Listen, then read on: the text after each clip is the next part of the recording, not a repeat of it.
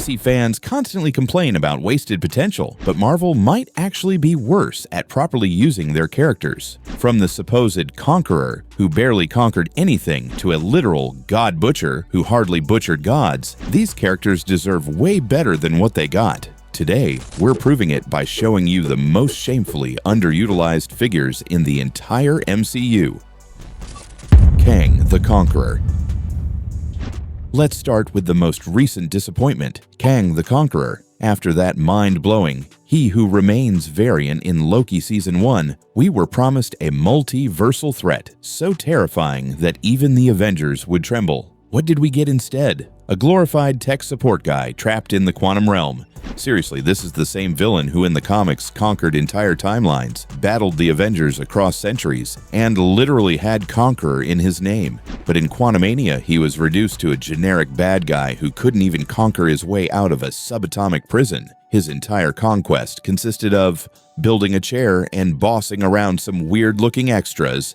Even worse, after setting him up as the next Thanos-level threat spanning multiple phases, Marvel apparently panicked and is already pivoting away from him. All that build-up for absolutely nothing. The irony is perfect. A time-traveling villain whose biggest crime was wasting our time. Gorr the God Butcher. Speaking of titles that overpromise and underdeliver, Gorr the God Butcher somehow managed to butcher precisely one god on screen. That's it. One. And it wasn't even a major one that audiences cared about. In the comics, Gorr went on a god-killing spree across the universe that lasted thousands of years, slaughtering countless deities and becoming Thor's most terrifying enemy. But in Love and Thunder, we got a watered-down villain who spent most of his screen time kidnapping children.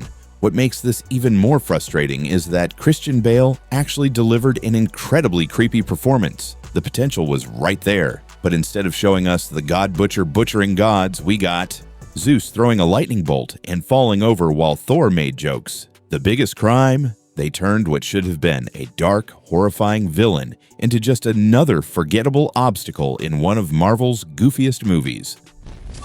Malekith the Accursed. If there's one villain who defines wasted potential in the MCU, it's Malekith the Accursed. Let that sink in. They cast Christopher Eccleston, a phenomenal actor known for bringing depth and intensity to his roles, and then gave him about 4 lines of dialogue, most of which were in a made-up language. In Norse mythology and Marvel Comics, Malekith is a complex, cunning, dark elf who manipulates events across realms. In Thor: The Dark World, he was a guy with pointy ears who wanted to make everything dark, I think. The movie itself barely seemed interested in explaining his motivations. What's truly absurd is that they took one of Thor's most interesting villains and turned him into such a forgettable character that most casual fans probably can't even remember his name. Oh, you mean the pale elf guy from the Thor sequel nobody likes? Yes, that's exactly who I mean, and he deserved so much better. Mordo. Baron Mordo had one of the most promising villain setups in the entire MCU. After an entire film establishing his friendship with Strange and his rigid moral code, the post-credits scene in Doctor Strange showed him beginning his descent into villainy with a clear, understandable motivation. Too many sorcerers. And then, nothing. For years. When he finally returned in Multiverse of Madness, it wasn't even the main MCU Mordo. It was an alternate universe variant who got about 5 minutes of screen time before being trapped in a hole. Meanwhile, the original Mordo who had that perfect villain setup, completely missing. Chiwetel Ejiofor is an Oscar-nominated actor who perfectly captured Mordo's complexity, and Marvel just forgot about him? 6 years and a perfectly positioned antagonist arc completely abandoned. At this point, they've waited so long that any payoff will feel like an afterthought rather than the culmination of a carefully planned character journey. Ultron. There are no strings on me, except for the strings that prevented Ultron from being the villain he should have been. Let's be real. James Spader's voice performance as Ultron was absolutely chilling. The problem? Everything else about how the character was handled. In the comics, Ultron is one of the Avengers' most persistent and terrifying foes, an AI that continuously evolves, learns from its mistakes, and returns stronger each time. He's cold, calculating, and genuinely believes he's saving humanity by destroying it.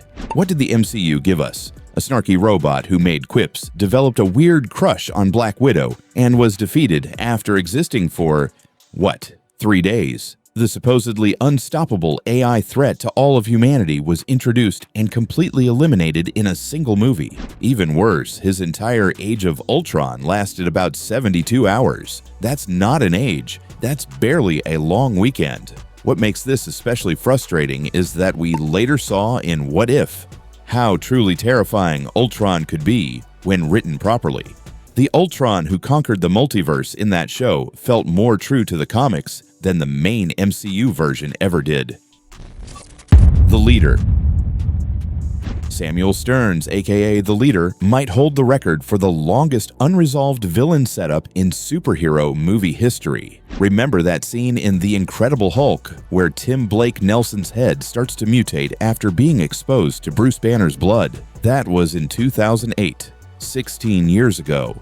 For over a decade and a half, this dangling plot thread has been completely ignored. The Leader is supposed to be one of Hulk's greatest enemies, a super intelligent villain whose intellect perfectly counters Hulk's strength. The perfect nemesis for Banner was literally just sitting there, ready to be used, and Marvel did absolutely nothing with him. Yes, I know he's finally appearing in Captain America: Brave New World, but come on. That's almost 2 decades later, in a completely different character's movie, with most viewers having completely forgotten who he even is. The payoff can't possibly justify the wait. It's like ordering food delivery and having it arrive 16 years later when you've already moved to a different house. Adam Warlock. Adam Warlock's treatment in the MCU was nothing short of criminal. In the comics, he's one of the most important cosmic characters. Perfect being created to save the universe, who plays a crucial role in nearly every major cosmic event, especially the Infinity Saga. In the MCU, he's reduced to a golden himbo who gets beaten up by a raccoon and makes confused facial expressions. Will Poulter did his best with what he was given, but what he was given wasn't much. What's most frustrating is that the MCU spent 2 post-credit scenes setting him up, suggesting he would be a major player, only to introduce him as essentially a side character who gets his entire character development squeezed into the last 20 minutes of the movie. This is a character who in the comics wielded the Soul Stone and was pivotal in defeating Thanos, reduced to being a footnote in someone else's story. They took one of Marvel's most complex and powerful cosmic entities and turned him into what amounts to a superpowered golden retriever in human form. Quicksilver. Pietro Maximoff was wasted in the most literal sense. They just killed him off immediately. After introducing him as one of the most powerful and visually interesting characters in Age of Ultron, Marvel decided that the best use of his character was to die after about 15 minutes of actual screen time. What makes this even more frustrating is what Fox's X-Men movies were able to do with their version of Quicksilver. Those slow-motion sequences were some of the most memorable moments in superhero cinema, while the MCU's Quicksilver barely got to show off his abilities before being Swiss cheesed. Aaron Taylor Johnson brought a wounded intensity to the role that could have developed into something truly compelling, given time. Instead, his entire character arc was, I hate Tony Stark. Wait, now I'm an Avenger. And now I'm dead. Talk about speedrunning a character's potential. Even Wanda barely mentioned him after his death, as if the MCU itself wanted to forget they ever introduced him in the first place. If you're frustrated with how Marvel treated these characters, you're not alone. The MCU has a pattern of setting up incredible potential only to squander it completely.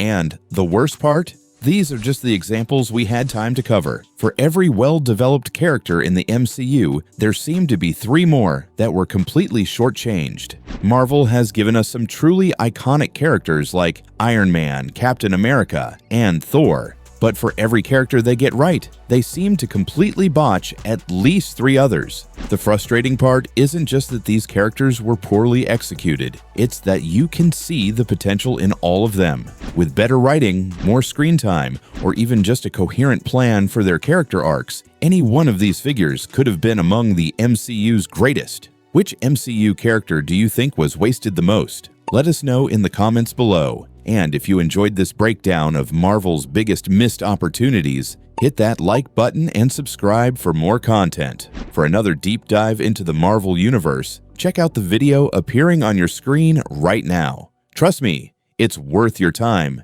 And as always, we don't pull any punches when it comes to superhero cinema.